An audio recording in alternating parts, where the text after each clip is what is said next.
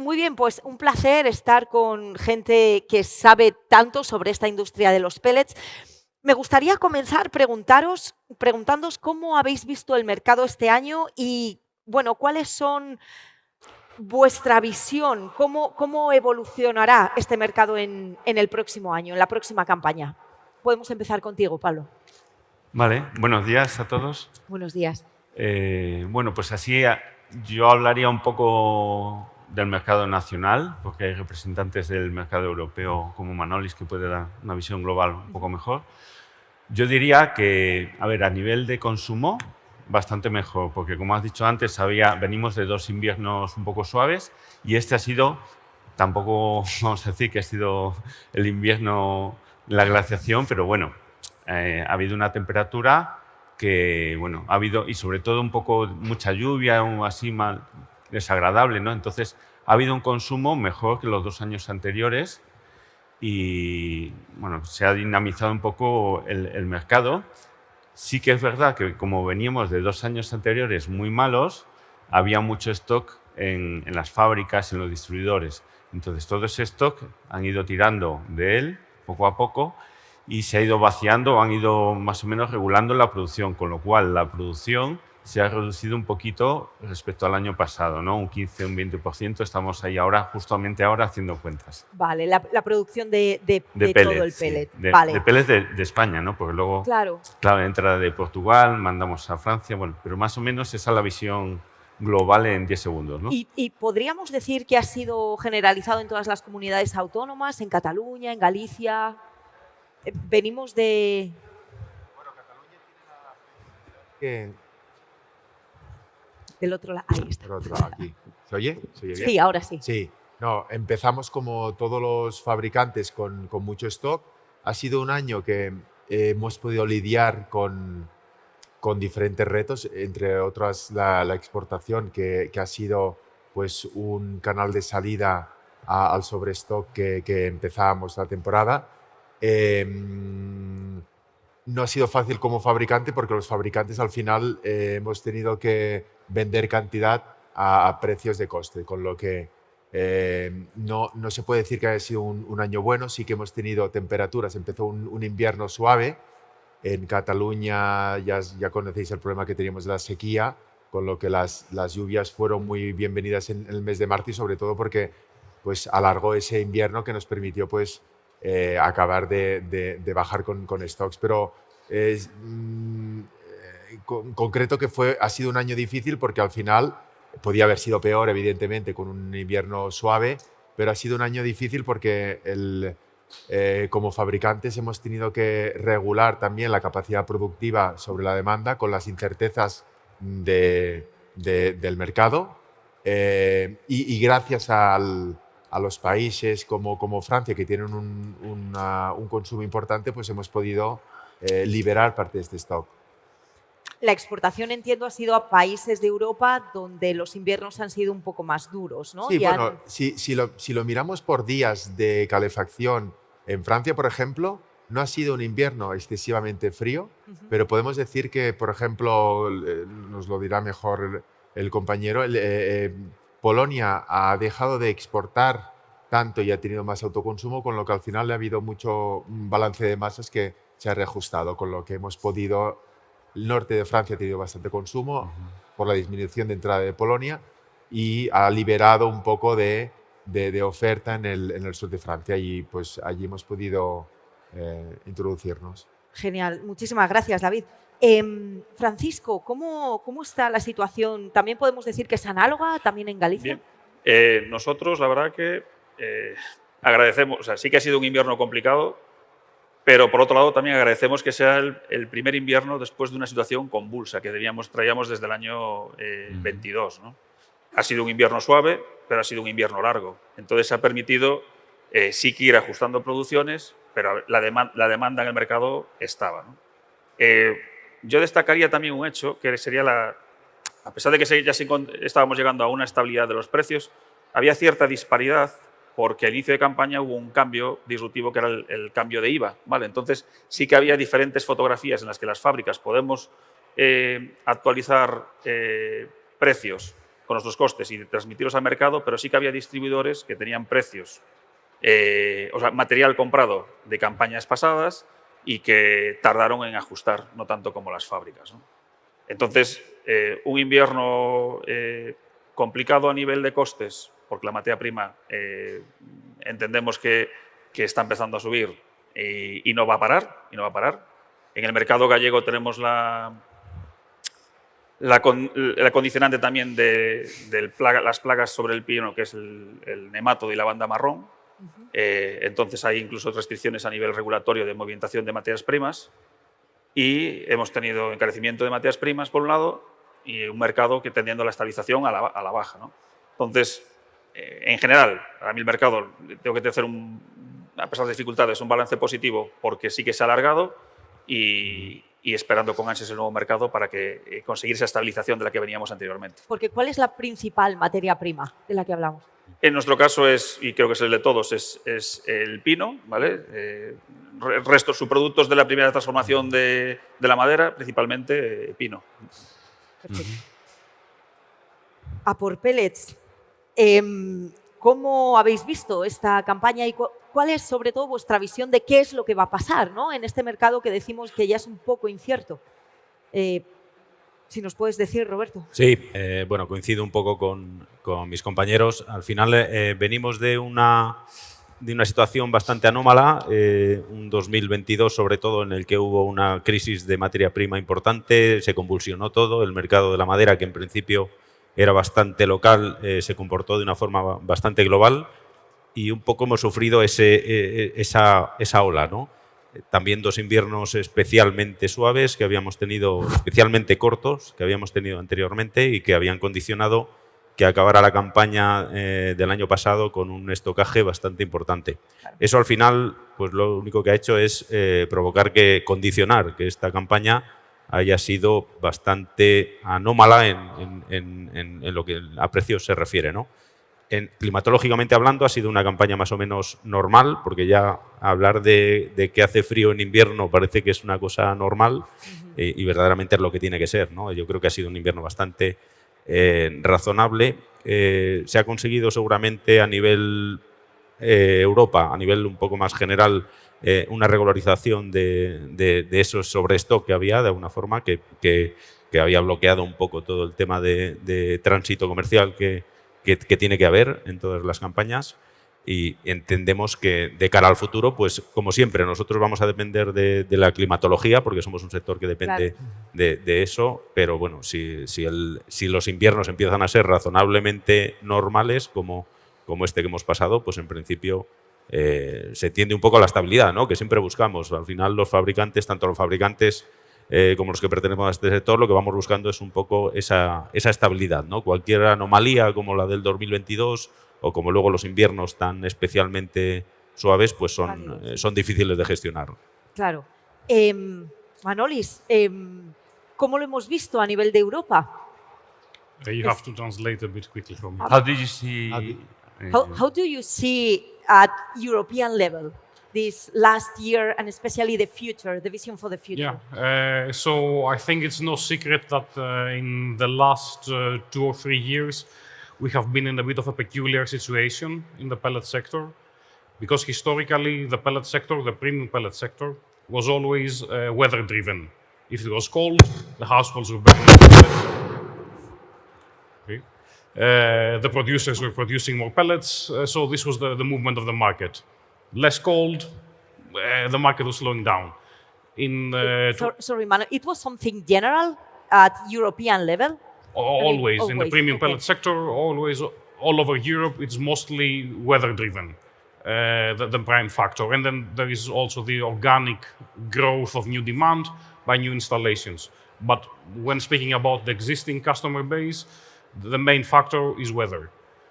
But in 2022, with the energy crisis, we had a very perverse situation where people were buying a lot of pellets at whatever price without being a real demand, because 2022 was a hot year, more or less. So that created the situation where in many countries all over Europe and in different places on the supply chain, we had very high levels of stock, for example. that I think it's only now, after 2 years, that we started to finally eat them up and finish them. So now we are going back into situation where we start somehow from scratch, let's say, with, in some cases, no stock. The producers can start planning ahead based on the real weather consumption. If we don't have a new energy crisis coming up, which I hope won't be the case, then this will give some time for the markets to normalize in the future. As for what we should expect in the future, Europe has a strong existing consumer base, and this will continue in the future, and this will keep the market stable for the future. The real challenge for the sector now is to get back to new organic growth, to have new consumers that willingly and knowingly embrace pellets as a renewable heating solution, and this will help the market grow for the future. Y viendo un poco cuál es el panorama, que dependemos mucho de cuál es la situación del clima, y ¿qué medidas consideráis que pueden ser importantes para reactivar el sector del pellet? ¿Qué se podría hacer? Pablo, empezamos contigo. Bueno, yo diría un apoyo de la administración, ¿no? Claramente. Más que apoyo, que no pongan trabas, que a veces con tantas normas o sacan esquemas de apoyo y son muy complicados, ¿no? Son muy laboriosos. Hace 2 años o 3 pusieron un esquema de apoyo a la calefacción y había que rellenar unos informes casi por técnicos, ¿no? Y claro, la señora o el señor Juan, que está en casa, el abuelito, que quiere poner una estufa, si le empiezas a decir que tiene que rellenar cuántos gases de efecto invernadero ahorra con una calculadora y tal, pues como que complica un poco todo. Porque estamos en ese punto de, si quieres poner algo a nivel individual, tienes que rellenar todo ese tipo de informes. Bueno, esas ayudas ya acabaron hace 1 año y medio, pero lo que quiero decir es que, bueno, ya que apoyas, haz las cosas un poco más fáciles, Claro, ¿no? Total. Y muchas veces lo que no necesitamos es que nos pongan trabas, más que porque sí que es rentable poner una caldera de pellets, una estufa de pellets, es rentable. Y muchas veces lo que necesitamos es que no se pongan trabas o que vengan noticias bomba de Europa diciendo que van a prohibir las calderas de las estufas de leña, que es totalmente mentira. O sea, van a poner restricciones o van a cambiar los estándares de emisiones, pero no se va a prohibir, ¿no? Entonces hay una negociación abierta de ecodesign que va a restringir un poco los límites, pero se está negociando. Y claro, si la prensa empieza un poco sensacionalista a decir que van a prohibir de facto las estufas o las calderas, pues estamos haciendo muy mala publicidad, porque la gente lo ve y va a decir, pues no sé, de momento no voy a comprar nada, ¿no? Porque Claro, no sé qué va a pasar. para lo que me venga de aquí a 2 años, claro. Claro. Total. Desde las administraciones se podría hacer algo. ¿Hay alguna otra idea? ¿Cómo podríamos reactivar el sector? Bueno, yo me he permitido traer una chuleta, Sí, aprovechando perfecto. el foro. Y paso a relatar los puntos que consideramos desde el clúster de biomasa que podrían ser interesantes, ¿no? Y espero que sea compartido también por los compañeros de la mesa. Genial. La primera sería el IVA reducido como medida principal, ¿vale? El IVA de la biomasa en general y el pellet en particular ha equiparado esta tecnología con otras, ¿vale? O sea, no pedimos que nos traten mejor, nos pedimos que nos traten igual. Entonces, un IVA reducido sería una medida fundamental. Porque, ¿de qué IVA estamos hablando ahora comparado con Estábamos otra hablando tecnología? de equipararnos con otros mercados europeos y llegar a un IVA de un 10%. 10, perfecto. Otra medida sería ayudas directas a soluciones eficientes, como puede haber en Francia, en Alemania o en Austria, y en particular que la biomasa compute como una solución estandarizada en los certificados de ahorro y eficiencia, que ahora es muy difícil sacar un proyecto de CAE, tal como está la legislación, en ese sentido. Echamos en falta también en España que haya un programa de adiós al gasóleo, como lo hay en Francia o lo hay en Austria, ¿no? ¿Qué más? Hablando de gasóleo, la eliminación de la bonificación de los precios de gasóleo de calefacción. O sea, que quiten esa bonificación para equiparar los combustibles. De parte de la Administración también nos gustaría contar con una campaña de puesta en valor de edificios públicos que están calefactados con biomasa. Ahora mismo te encuentras en algún edificio público una ventanita o una pantalla en la que pone este edificio ahorra tantos kilogramos o toneladas de CO2 y equivale a tantos árboles plantados, gracias a una instalación fotovoltaica. Si contribuimos a árboles plantados, somos los de la biomasa, en principio. Entonces, que pongan un panel igual en lo que es la contribución de ahorro y eficiencia por la instalación, sea de biomasa, parece que cuantitativamente tenemos cierta masa y ciertas instalaciones, pero cualitativamente no se ponen en valor de cara al mercado, ¿no? De que un usuario que va a una piscina o un usuario que va a un organismo público o a un colegio que sepa que se está calefactando gracias a la biomasa, ¿no? Otra medida sería que el cómputo de la huella de carbono de cada solución se extienda también al ciclo de vida de fabricación de los equipos, ¿vale? En biomasa nos equiparan a lo mejor con otras soluciones también eficientes como puede ser la bomba de calor, pero no computan qué ciclo de vida tiene la bomba de calor detrás.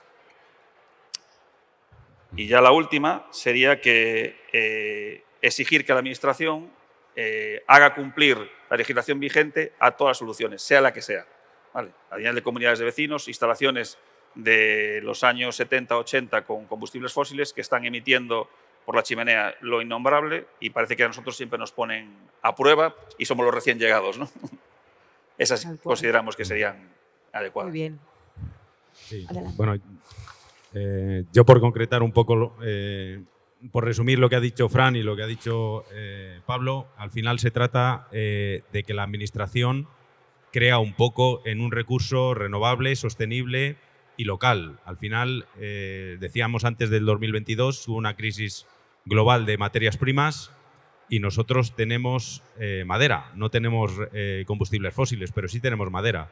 A mí no se me ocurriría nunca pensar que países de Asia, países que tienen generación de productos fósiles, aparcaran esa solución propia y pensaran en importar biomasa, ¿no?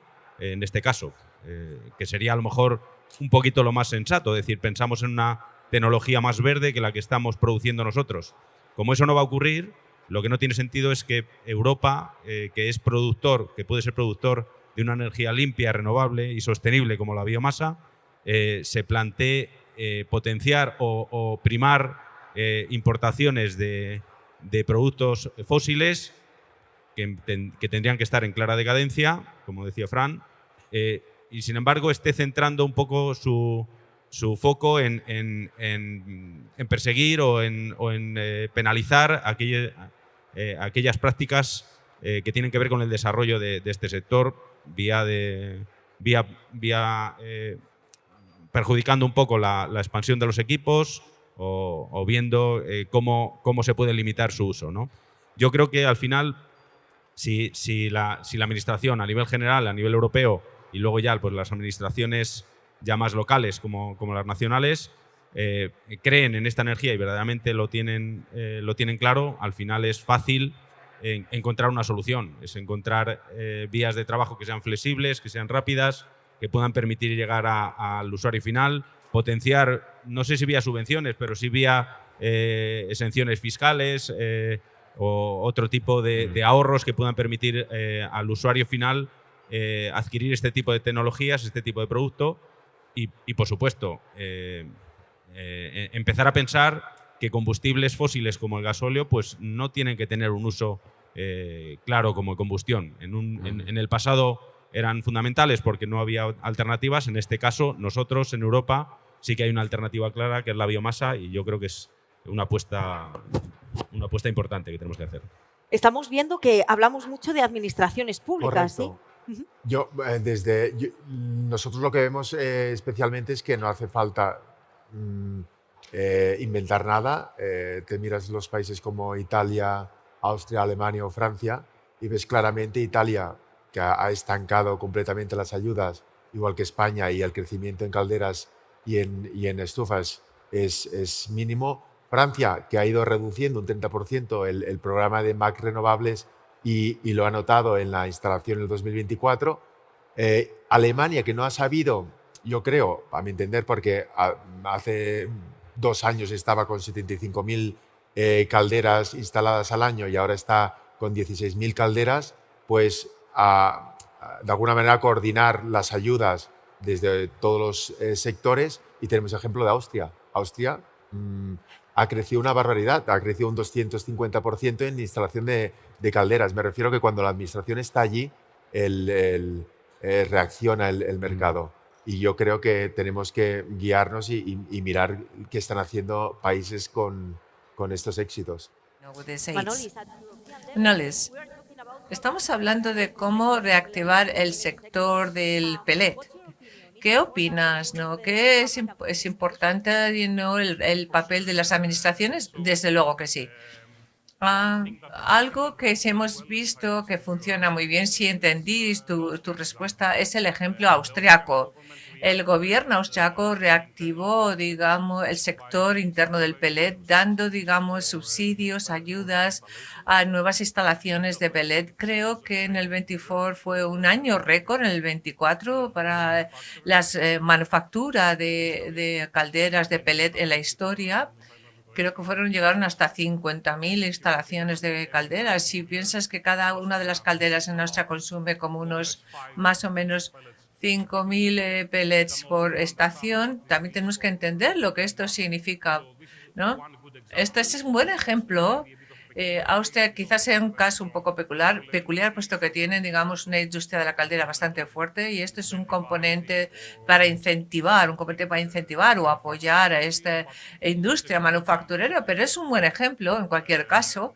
Y creo también que me gustaría ver más cosas, ¿no?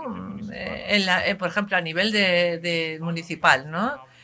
Diferentes ayuntamientos, municipalidades que tengan estos edificios públicos, no que estén conectados al sistema, pero que no dependan de estos combustibles fósiles, ¿no? No, desde luego, yo creo que existe la posibilidad de que las escuelas funcionen, la calefacción de las escuelas funcionen con pellets, ¿no? El mantenimiento también es bastante fácil, no hay que hacer mucha limpieza, es una buena solución, desde luego. Instalaciones, se pueden hacer instalaciones en cualquier sitio, no hay perdido, ¿no? Y funciona bien. Además, creo que el sector quiere, digamos, hacer más esfuerzos para promover las pellets como soluciones en las industrias de pequeño escala. De nuevo, utilizan muchos combustibles fósiles estas empresas, por ejemplo, hornos, por ejemplo, productos lácteos, las empresas plantas de productos lácteos, utilizan muchos combustibles fósiles y no hay razón por la que no van a utilizar los pellets. Y la razón es que realmente la demanda es más consistente, ¿no?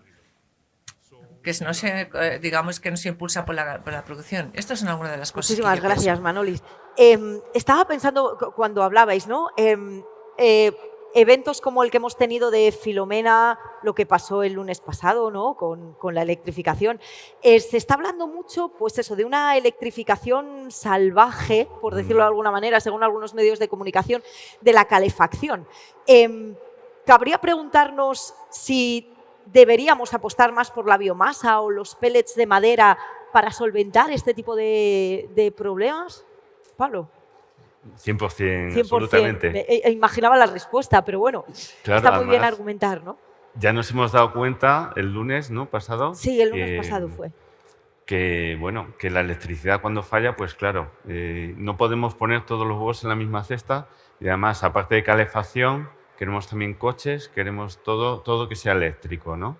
Entonces, bueno, a lo mejor hay cosas que es inevitable que se vayan con electricidad, pero la biomasa, aunque tenga un pequeño consumo muy pequeño de electricidad, hay algunas que no funcionan sin electricidad, pero no sobrecarga la red, ¿no? Estás utilizando otro recurso que además es gestionable. Porque otra cosa que pasa es que, claro, si tú tienes fotovoltaica o tienes eólica y tal, no son gestionables como la biomasa. Puedes trabajar 8.000 horas y tirar de la biomasa cuando quieras, ¿no? Claro, porque digamos que otro tipo de energías, la fotovoltaica, tira de la red también, ¿no? Claro, la biomasa es más independiente. A no ser que tengas baterías, que no tenemos porque son muy caras. Entonces, la fotovoltaica está muy bien si está siempre combinada con biomasa o con medios para almacenar, ¿no? También se la puedes conectar con las hidráulicas que van haciendo como una pila natural, ¿no? Pero son soluciones más complicadas, ¿no? Y tenemos una solución que, como decía, creo que Manolis, es local, perfectamente gestionable y es nuestro, ¿no era, Roberto? Pues ¿por qué no usarla, no? Y por lo menos la parte de calefacción la usamos con biomasa, ¿no? No estamos tirando porque ahora están queriendo poner también con electricidad toda la calefacción como la bomba de calor y luego no nos damos cuenta que se están poniendo en sitios, en nichos inadecuados, ¿no? Porque el rendimiento es variable según la temperatura exterior y en algunas zonas no es viable poner una bomba de calor y va perfectamente, por ejemplo, además suelen ser en zonas rurales o que hace frío o tal, va perfectamente una calefacción con biomasa, ¿no? ¿Cuáles son las medidas, desde vuestro punto de vista, que podríamos llevar a cabo para no depender tanto, ¿no?, de la electricidad? ¿O cuáles son ejemplos, algún ejemplo concreto? Bueno, en nuestro caso, yo considero que la decisión de electrificar la demanda es política, no es técnica, ¿vale? Entonces, si partes de eso, pues... Volvemos a las administraciones claro, otra vez. Claro. Dicho esto, tenemos la carencia de un proyecto energético de país, como puede haber otras carencias en otros ámbitos, ¿no? Nosotros vemos con envidia el proyecto energético de país, por ejemplo, en Francia, en la que se han dado cuenta que en el rural o zonas, poblaciones de menos de 30.000 habitantes, la electrificación de la sociedad sí que está, pero son conscientes de que el 75% de la energía que consume un hogar es calefacción. Claro. Entonces, si sumas vehículo eléctrico, que parece que llega, y va a llegar por decisión política, y electrificas también la demanda de ese 75% que es de calefacción, pues te vas a convertir que vas a ser carente en cobre, vas a colocar un centro de transformación por barrio y tendrás problemas de distribución, de red de distribución de electricidad, como hemos visto en España estos días, ¿no? Entonces, Francia lo que hace es, ¿qué medidas puedo llevar a cabo para quitar esa parte de gran parte de demanda a una energía que no sea dependiente de la electrificación? Y apuesta por la biomasa. Entonces, envidia de ese proyecto energético de país. Claro, porque podría solucionar también muchos problemas como los que hemos visto, ¿no? O sea, una electrificación generalizada, en cuanto falle la red, nos deja, pues como nos dejó. Sí, pero hay un dato que a mí me gustaría recalcar, que es que este último año ha caído también la instalación de bomba de calor. Es decir, tanto en Francia como en Italia como en Alemania. Me refiero que al final la administración pues sí que ha apostado pues, para electrificar los sistemas de calefacción, pero al final uno decide lo que decide. Y lo que estamos viendo es que al final la gente, aparte de hacer caso, ¿no?, del kit de emergencia, también está utilizando lo que es el sentido común, ¿no? Y lo vimos en el 2022, que aunque, por ejemplo, en este último invierno calculábamos nosotros una gran demanda en marzo, porque por las temperaturas, la gente aprende a ahorrar y la gente ya no tiene, no es tan fácilmente manipulable, es decir, tiene su sentido común. Entonces, yo los datos de bombas de calor en toda Europa, que en toda Europa ha disminuido un 13%, yo creo que es muy significativo. Entonces, aquí tendremos que ver cómo evoluciona, pero está claro que al final la última palabra la tiene el consumidor. Claro, que es y por teniendo en voluntad. cuenta que el poder adquisitivo la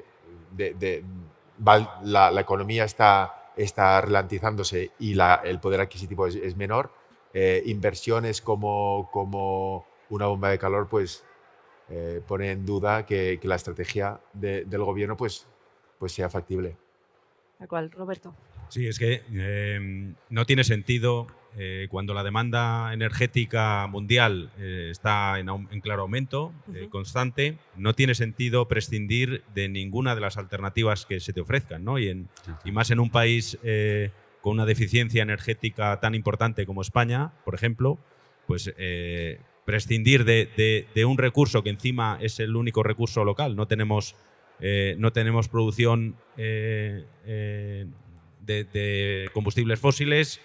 La fotovoltaica y la eólica pues se genera en determinados momentos. No es una energía que se puede transmitir en el tiempo, salvo con baterías, que es una solución mucho más compleja. Con lo cual yo creo que el mix energético tiene que ser complementario. Al final no puedes obviar una fuente local y encima que tiene el carácter de renovable y sostenible como tiene la madera, de una forma tan gratuita, ¿no? y tan partidaria, ¿no? De alguna forma. Entonces yo creo que la solución está en optar por las mejores alternativas que haya en cada momento. Yo creo que la parte forestal, que España es un país forestal de una forma importante, hay que aprovecharla, porque además, lo que siempre repetimos, el monte o acaba gestionado o acaba ardiendo de alguna forma. Entonces es mejor que esa combustión se produzca de una forma controlada, ¿no? Y encima aprovechando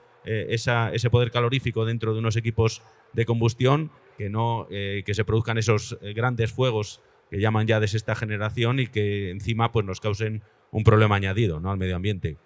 Es un tema de sentido común, de lógica y de aplicar un poco un carácter práctico a una solución como es la energética, ¿no? Perfecto. Manolis, the question is, at European level, also the heat depends on... La calefacción depende de la electricidad también. Hay pellets en Europa. A nivel europeo, la calefacción sigue utilizando combustible fósil. Más del 23% viene de ahí. El gasoil. La biomasa quizás represente un 10%. Es un buen contribuidor, pero luego tenemos el resto, la solar, la electricidad con las bombas de calor, etcétera. Así que todavía no estamos electrificando el sistema, desde luego que no. Pero lo que ocurre con la electrificación es una tendencia, desde luego. Necesitamos la electrificación si queremos que Europa no utilice fósiles, pero también en eslogan. Los políticos les gusta, digamos, estas palabras, así que les gusta decir vamos a electrificar todo. Y este es el mensaje, pero en realidad es mucho más complicada que simplemente el eslogan de los políticos, ¿no? Creo que todos hemos visto los límites y los desafíos de la electrificación en el sistema europeo ahora. En España, por ejemplo, hemos visto fotovoltaicas, hemos visto los problemas, ¿no? Pero si ves al operador que te dice no puedes utilizar esto para fotovoltaica porque tengo otro proveedor, ¿no? Y esa situación ocurre en Grecia también, ¿no? Invertir, por ejemplo, en fotovoltaica, sistemas de fotovoltaica cada vez es más complicado en lugar de ser más fácil. Y yo soy un defensor total, ¿no? Sí, es un tema para este sector, para el lobbying. Pero lo que hemos visto que esto es complementario a la electrificación. Todo lo que tiene que ver, por ejemplo, con la eficacia del biomasa, que es biomasa sostenible, no hay que electrificar. Así que aquí están un poco los desafíos del sistema, ¿no? Que si tenemos tiempo, quizás podamos dar algunos ejemplos, ¿no? En Bélgica, por ejemplo, hemos oído que los consumidores domésticos se utilizan estas bombas de calor. La mayoría les ofrecen, digamos, esta estufa de pellets. Operan esta bomba de calor la mayoría del tiempo y cuando es muy frío y la bomba no opera de forma eficacia, entonces los pellets empiezan a funcionar, porque si no sería difícil. Si nos fijamos también en otro caso, a otra escala, ¿no? De los países nórdicos, donde hay muchísimos sistemas de calefacción urbana y también la electrificación por diferentes razones, la tendencia ahí es instalar más bombas de calor dentro del sistema de calefacción urbana, pero siempre la biomasa, el aspecto de la biomasa, las calderas están ahí, no se requitan, ¿no? para la generación de esta calefacción urbana. Creo que esta es la manera de hacerlo, ¿no? De explicar a los políticos, a los científicos, a la sociedad que podemos complementar la electrificación con el sistema del uso de biomasa. Necesitamos legislación para que ayude a este sector a nivel europeo. Sí, claro. Pero creo que Volvemos a la presentación de Mark, que ahora mismo a nivel europeo tenemos más desafíos que facilitadores, ¿no? Sí. No creo cuánto tiempo nos queda. Me gustaría subrayar que la legislación, algunas legislaciones directivas importantes para el sector del PL es la directiva de la Unión Europea. Mark ya dijo básicamente que los desafíos que teníamos con la revisión de esta directiva Free, el temor era que tenemos criterios, digamos, muy restrictivos. Ahora tengo que clarificar que para el sector primario de pellet, alguno del debate ahora mismo, digamos, está un poco detenido, puesto que el sector del pellet necesita instalaciones más pequeñas que están por debajo del umbral de threshold free. Pero para la política, digamos, esto del político no es importante. La segunda que me gustaría subrayar es EUDI. Que para el sector creo que se ría, digamos, que no es tan importante. EUDR. Nadie en el sector de biomasa, digamos, sabe cuál es el objetivo de EUDR, que es, digamos, proteger los bosques de la degradación, de la deforestación. El problema que tenemos es la implementación de la EUDR. Hay problemas, la reubicación de los residuos, que eso es un desafío para el sector del pellet. Si tenemos, por ejemplo, tenemos serrín, ¿no? Ese es un residuo, ¿no? Y tenemos un problema. Pero ¿cómo podemos realmente, digamos, quitar este residuo, este serrín, ¿no? Es un desafío total, ¿no? Y eso es algo que todavía estamos trabajando para, digamos, una simplificación que tenga más sentido, más significativo para el sector y no crear otra carga. La tercera es el ecodesign, que Mark ha mencionado en su presentación. Esto es algo que afecta, digamos, a las calderas y a las estufas, pero es muy importante por lo que he dicho antes, ¿no? El crecimiento orgánico del sector del pellet. Si tienes un ecodesign que es muy estricto, demasiado estricto, el primer borrador que hemos visto de 85 o 100% de pellets, no puede ir, no va a haber productos, ¿no?, para poder utilizarlo. Así que, ¿cómo podemos, por ejemplo, en un nuevo hogar comprar este dispositivo si no existe realmente este material? El mercado no va a morir ahora mismo, pero lentamente, digamos, va agonizando.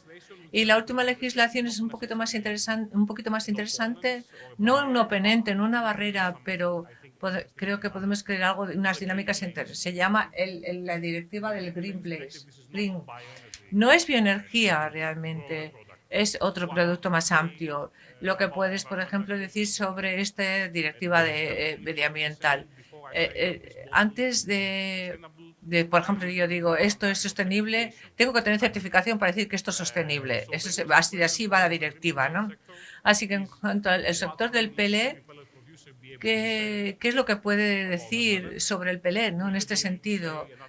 Decir, por ejemplo, publicar, decir que esto es ecológico, así que ahora necesitamos una certificación para poder decir esto. Quizás esto no sean malas noticias para algunas personas en cuanto a la certificación, es una oportunidad, yo creo, pero tenemos que ver la dinámica. Gracias. Tenemos una pregunta que nos ha llegado, Pablo, aprovecho para hacértela ahora. Nos preguntan, en líneas generales, ¿cuáles son las principales cifras del mercado español en 2024? Producción nacional de pellet, ventas nacionales, exportaciones. ¿A dónde son esas exportaciones? Vale. Más o menos en 2023 estamos hablando de unas 750.000 más o menos, y hemos dicho que hemos bajado un 15%, más o menos, entre un 15 y un 18%. Pues ahora no me van a salir las cuentas, pero 750 menos un 15%, justo estábamos haciendo las estadísticas, unas 600 y pico, ¿no? De producción. De consumo, como hemos dicho antes, pues más o menos estaremos en las 850.000 más o menos, porque bueno, pues el invierno, aunque a pesar de que no ha sido, como hemos dicho aquí, muy fuerte, sí que ha sido largo y continuado, ¿no? Entonces, el consumo sí que ha sido, bueno, estable. No, entonces, más o menos calculamos unas 850.000 toneladas, ¿vale?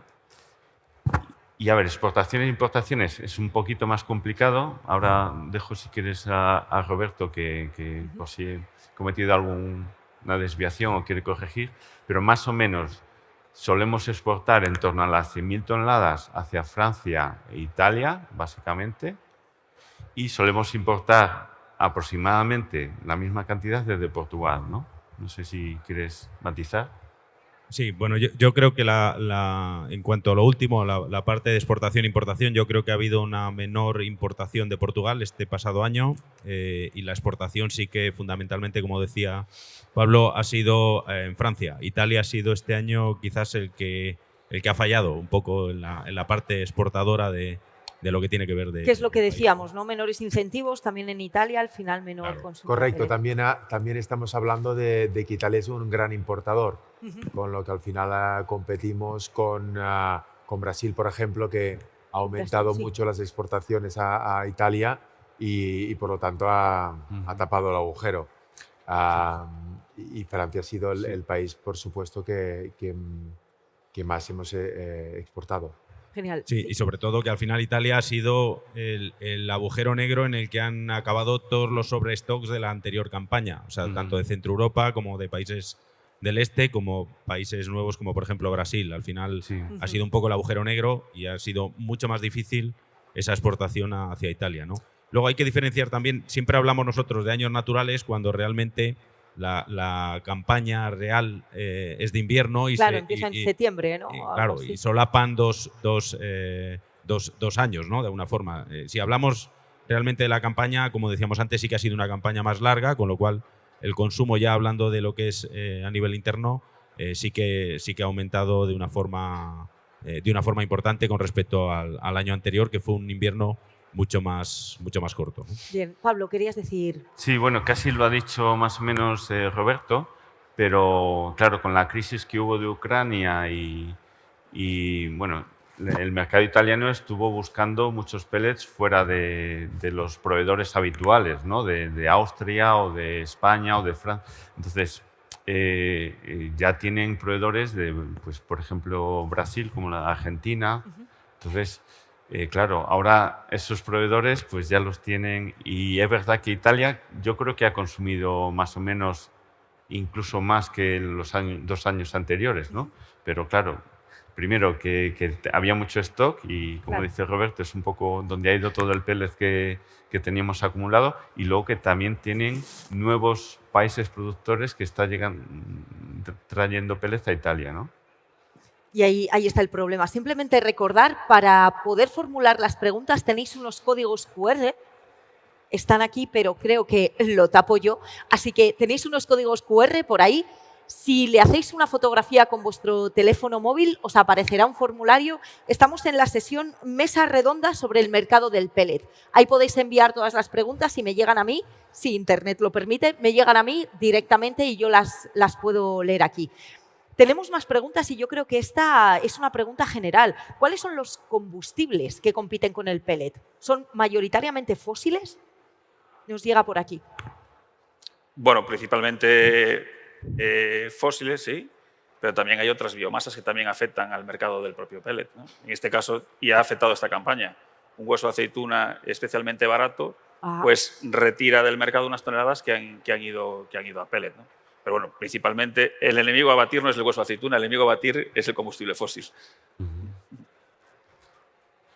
Tenemos más. Adelante, Roberto. Sí, bueno, yo diría más que el enemigo a batir es un poco el enemigo a sustituir. De alguna forma, no tiene sentido que a día de hoy se esté quemando gasoil para producir energía térmica en un país que no tiene esa necesidad, de alguna forma, ¿no? Que podría tener una alternativa fácil, clara y fácil, ¿no? De alguna forma, con lo cual deberemos de empezar a olvidarnos de esos combustibles fósiles o dedicarlos a otros usos que sí que son más difíciles de sustituir y empezar a pensar en sustituirlos con una energía como puede ser la madera, ¿no? Sí, además yo diría que bueno, el gas natural obviamente compite, pero es más complicado por cómo están hechas las instalaciones competir, pero todas las instalaciones de gasoil normalmente ya deberían casi estar al final de la vida útil, ¿no? Entonces, lo normal, además, como necesitas su depósito y tal, pues es muy fácil sustituirlas por calderas de pellets, ¿no? Y además, matizando un poco con lo que decía antes Roberto, somos un país que produce mucha madera del monte, ¿no? Y además, con el cambio climático estamos viendo pues, que muchas veces en algunas partes tenemos que sustituir especies y en otras lo que tenemos que hacer es reducir la carga, porque llevamos muchos años, casi 20 años, acumulando madera en el monte, ¿no? Y como decía Roberto, o se quema en la caldera o se quema en verano, ¿no? Entonces, esa necesidad de gestión del monte debería estar produciendo mucho material sobrante que deberíamos reconducir hacia consumo doméstico o consumo en plantas o donde sea. Claro, casi considerar residuo, ¿no? Porque de alguna manera eso hay que limpiarlo y podría Habría que reducir mucho la carga. No hablemos nunca de residuo, hablemos siempre de Perfecto. subproducto. De subproducto, perfecto. Sí. No, siempre ha sido siempre una... Cuando años atrás siempre se hablaba con el aserradero, se utilizaba el término residuo, ahora realmente tanto el aserradero como en el bosque son productos forestales. Se valorizan y al final se transforman en combustibles similares, biocombustibles. Perfecto, me quedo con ello. El subproducto. Nos preguntan también cómo se posiciona el pellet en euro kilovatio hora. Si tenemos algún dato. 26. Comparado con las fósiles es la más barata. La más sin barata. duda. Sí. Bueno, está más o menos en 7 céntimos kilovatio hora, si me salen bien las cuentas. Y bueno, pues el gas natural puede ser en algunos momentos la que... Estamos hablando de consumo doméstico, porque luego Vale. los precios a nivel industrial cambian. Entonces, más o menos el gas natural está entre 7, 8, 9, dependiendo de la época, y luego el gasoil suele estar en torno a 9 o 10. Y básicamente lo que más, pues por ejemplo la electricidad, claro, está en 20 y tantos, ¿no? Depende también de la hora y de la época, pero la bomba de calor ahí tienes que dividir por el factor scope, ¿no? Famoso. Entonces, claro, dependiendo a quién pregunte, si a un fabricante o a un consumidor que lo sufre, pues puede variar entre 2 y 4, ¿no? Nosotros estamos por un valor más medio de 2,5 para hacer las comparativas que publicamos en la página web de Abebion. Y bueno, pues estaría un poquito por encima, sobre 10, más o menos 9. No me acuerdo exactamente. Perfecto. Sobre el consumo de pellets, ¿cuál es la base instalada de estufas y calderas en España? Ostras, esto es directo a Pablo. Pablo, van a por ti.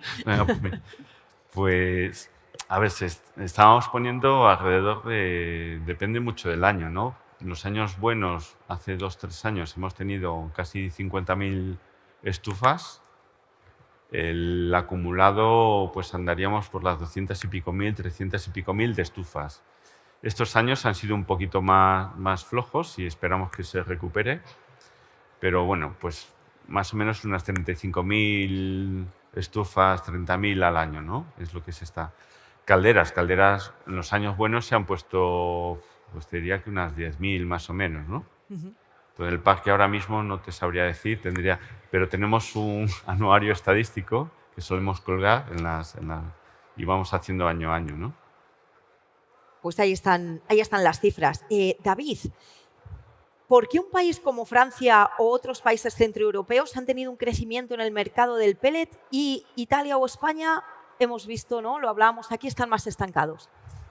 Responde a la primera pregunta, ¿no? O la segunda que hemos tenido. ¿Qué tiene que hacer la administración para fomentar o para ayudar el desarrollo de la biomasa, ¿no?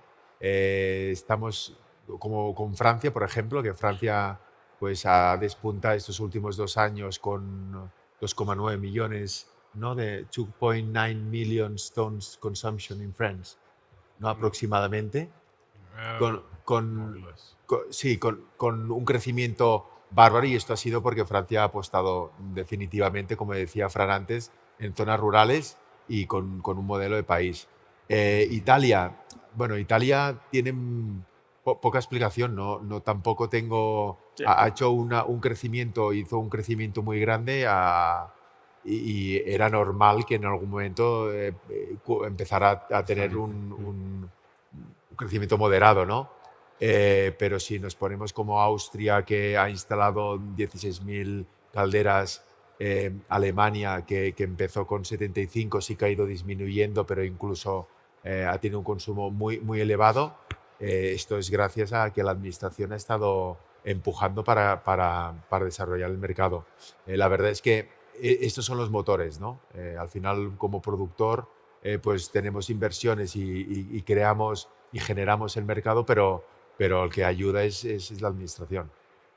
Nos quedamos con eso porque creo que ha sido generalizado, ¿no? Tenemos que tener ayudas desde la administración si queremos que esto siga, ¿no? Roberto, nos llega, Sí, perdona, Pablo. Yo te diría ayudas o a veces quitar las ayudas a los fósiles, ¿no? Que Claro. vemos con un poco, no sé, sorpresa que, bueno, no hay ayudas para los sectores de energías renovables o la biomasa en concreto, pero de alguna manera se sigue subvencionando pues, instalaciones de gas natural, por ejemplo, ¿no? Entonces esto debería cambiar e intentar hacer una política, como decía, no me acuerdo quién, de adiós al gasoil y adiós, pues a lo mejor un poquito más de años para no cambiar todo de golpe, como la electricidad, pues al gas natural, ¿no? Eso es, ¿no? Políticas que tienen otros países europeos como Francia, veíamos también. Y Austria. Y Austria, eso es. A mí me gustaría aportar también en este aspecto la diferencia que hay en estos mercados, Francia, Alemania y Austria, con respecto a España e Italia, es el canal de venta, ¿vale? En los países centroeuropeos y en Francia, el canal de venta del equipo de biomasa es un canal profesional. En Italia y en España, que es más un mercado de estufas, ha primado mucho el do it yourself, instálese usted mismo, lo compre en una gran superficie y me lo instalo con mi cuñado y que sea lo que Dios quiera, ¿no? Entonces sí que quería hacer un poco el llamamiento de que el usuario se apoye en el canal profesional y ese canal profesional siempre le va a aportar la mejor solución y lo va a acompañar ante cualquier incidencia, ¿no? Nosotros, a nivel empresa, ya no como clusters, llevamos un porrón de años en esto, creo que somos los más antiguos y sí que hasta hace muy poco no habíamos encontrado ninguna fricción a la hora de la instalación, ¿no? Sí que con el ecodiseño 2022, pues una vez que se puso en marcha, había instaladores que decían, oye, yo sigo instalando como he instalado toda la vida. Y cuando no es así, ¿sabes? O sea, sí que requiere un trato distinto, unas emisiones distintas, unos flujos distintos, y el instalador profesional no ha tenido ni una sola incidencia, y a lo mejor el instalador del do it yourself o el primo y el amigo, pues sí que se han encontrado problemas y pues el problema es de la solución. La solución es totalmente fiable, solo que se han cambiado las reglas del juego y hay que instalar de otra forma distinta. Eso es. Roberto, nos llega una pregunta específica para ti que nos dice ¿cuál es la cantidad aproximada de agrorresiduos en España transformados en pellet y cuál es el mayor reto con relación a otras fuentes de biomasa? Bueno, que yo sepa, agrorresiduos para la fabricación de pellet es difícil. Yo creo que el pellet que se fabrica en España es un pellet doméstico en líneas generales. Se fabrica algo de pellet industrial, pero no es significativo. Y el pellet doméstico no se puede fabricar a partir de residuos agrícolas porque el porcentaje de cenizas ya te saca de norma, ¿no? Al final, este pellet está dirigido a estufas, generalmente estufas y calderas pequeñas y que necesitan una calidad A1, en plus A1, que no te lo va a cumplir un residuo agrícola, ¿no? De alguna forma. Entonces, la materia prima fundamental parte de madera, fundamentalmente de coníferas y fundamentalmente del pino, que al final es una especie que tiene una equivalencia poder calorífico, ceniza generada muy, muy interesante. Es la especie seguramente en la península ibérica más interesante para la fabricación de un pellet de calidad. Con lo cual, ¿puede haber fabricación de pellet a partir de residuos agrícolas? Seguro. ¿Hay recorrido para poder fabricar pellet a partir de residuos agrícolas para determinados usos ya semi-industriales? A lo mejor ya no industriales, pero sí semi-industriales. Seguro. Y de hecho hay bastantes proyectos a partir de restos de podas o de bides y todo esto que puede funcionar. Seguramente tengas un nicho de mercado claro para trabajar, pero ya es un entorno industrial. En un entorno doméstico, que es un poco el principal mercado nacional, es difícil. Tenemos todavía unos minutillos por si queréis seguir lanzándonos vuestras preguntas. Nos llega otra que está abierta a cualquiera, pero es específicamente de España, que nos dice ¿cuáles son las principales razones de un descenso tan importante en las ventas de estufas de pellets, específicamente en España?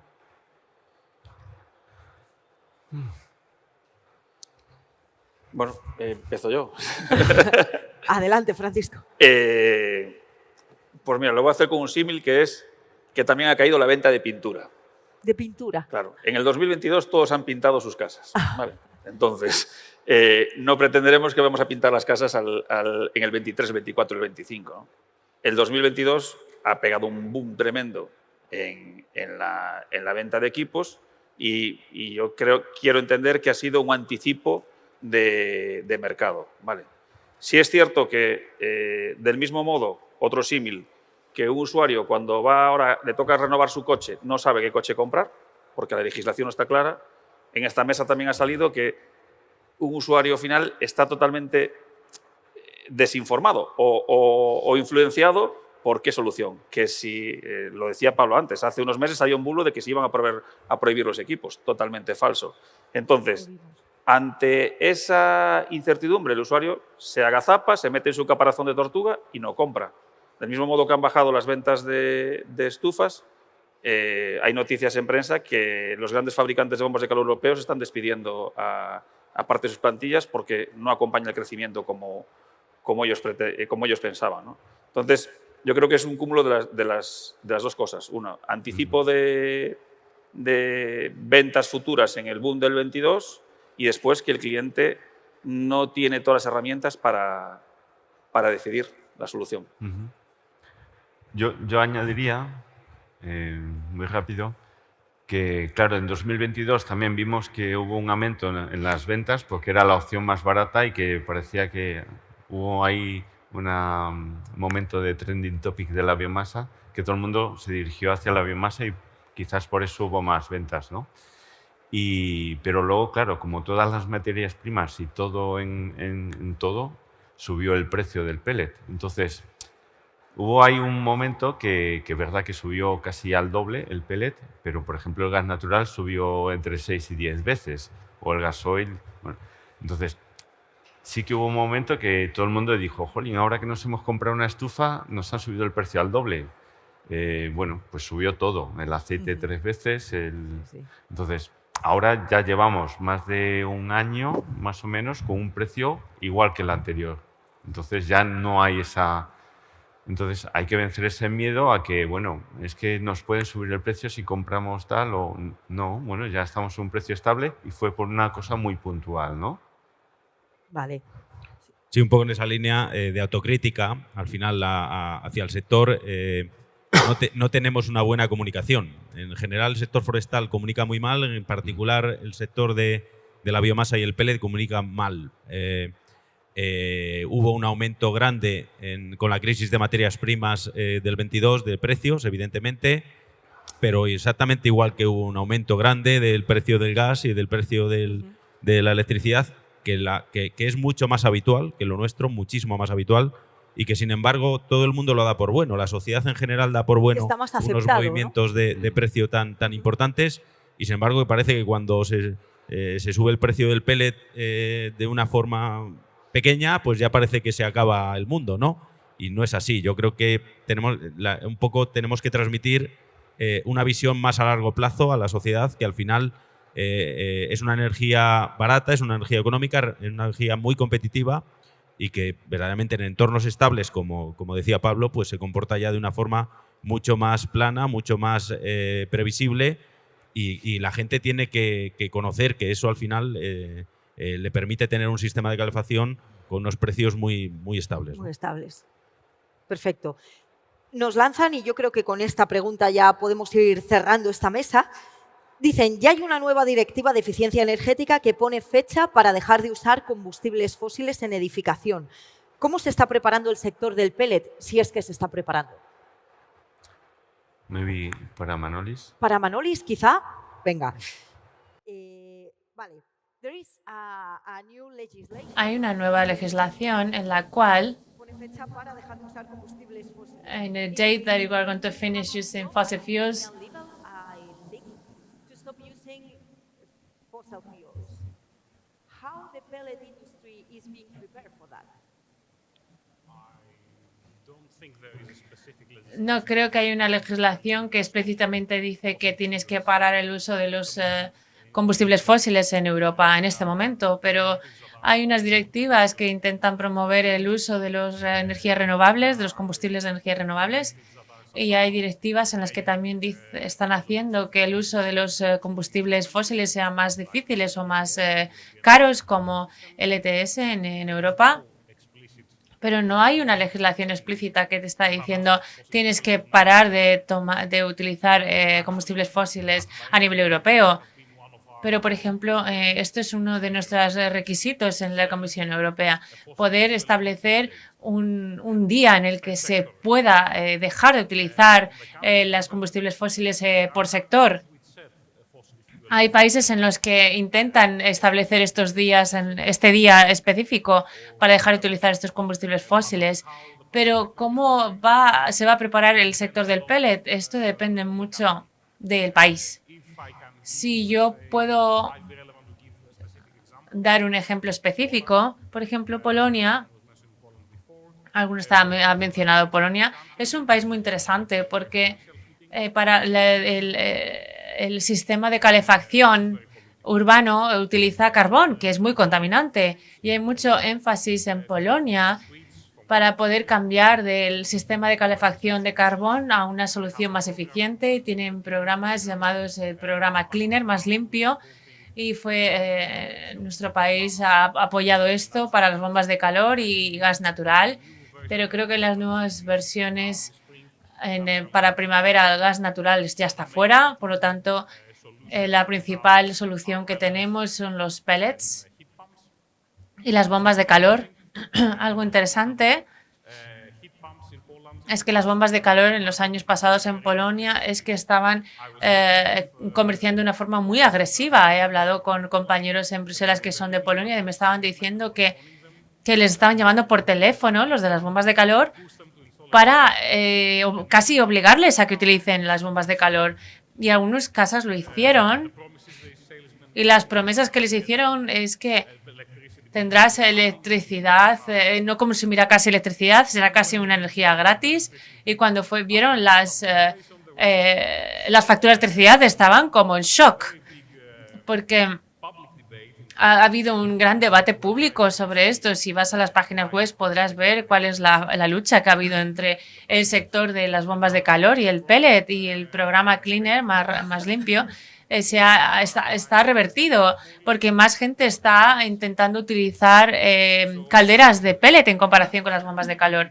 Por lo tanto, nuestro mercado tiene que prepararse para esto, porque cuando tienes estas nuevas aplicaciones tienes que desarrollar este tipo de calderas para poder tener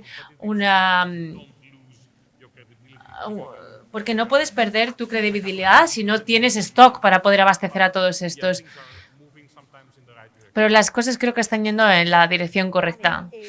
Thank you. Esta pregunta clausuramos nuestra mesa, no sin antes recordarles que con esos códigos QR, si hay alguna otra pregunta y se la podéis lanzar a alguno de nuestros ponentes específicamente, les reenviaremos las preguntas y os contestarán directamente al mail que pongáis en el formulario que encontraréis en este código QR. Sin más, agradecer a todos los ponentes, Manolis Karampinis, David Piza, Francisco Álvarez, Roberto Bravo y Pablo Rodero, su participación, y por favor un fuerte aplauso para todos ellos. Muchísimas gracias.